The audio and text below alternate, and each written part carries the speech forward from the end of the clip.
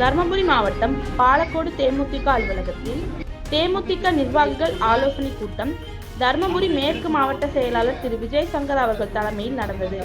கூட்டத்தில் கிழக்கு மாவட்ட செயலாளர் திரு குமார் அவர்கள், ஒன்றிய செயலாளர் திரு முனுசாமி அவர்கள் முன்னிலை வகித்தார். இதில் சிறப்பு அழைப்பாளராக மாநில அவைத் தலைவர் டாக்டர் இளங்கோ அவர்கள் கலந்து கொண்டு சிறப்புரையாற்றினார். இக்கூட்டத்தில் 2026 சட்டமன்ற தேர்தல் குறித்து ஆலோசிக்கப்பட்டது.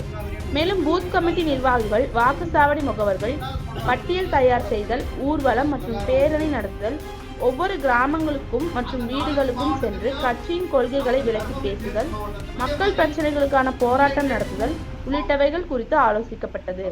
இக்கூட்டத்தில் தர்மபுரி மேற்கு மாவட்ட தேர்தல் பொறுப்பாளர் திரு திருப்பதி, மாவட்ட பொருளாளர் திரு ராமச்சந்திரன், பொதுக்குழு உறுப்பினர் திரு ரத்னம், ஒன்றிய செயலாளர் திரு ஞானவேல், திரு செல்வம், திரு முருகன், நகர செயலாளர் திரு முருகன், மாவட்ட இளைஞரணி செயலாளர் திரு கணேசன் உள்ளிட்ட கட்சி நிர்வாகிகள் திரளாக கலந்து கொண்டனர்.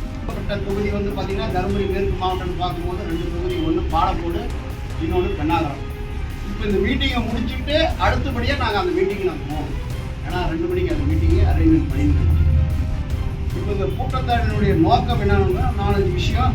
அது என்னன்றது முன்கூட்டி நான் சொல்கிறேன். அது விடாவரியாக முக்கிய நிர்வாகிகள் யாரும் பேசுறதுக்கு டைம் இல்லை. அது என்ன சொல்கிறாங்கன்றதை ஃபாலோ பண்ணி அது பிரகாரம் வந்து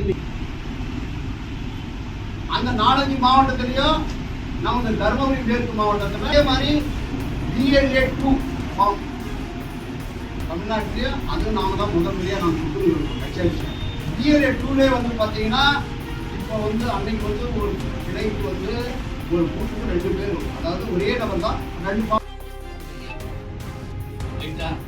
அடுத்தது பொதுக்குழு நடத்துறீங்க.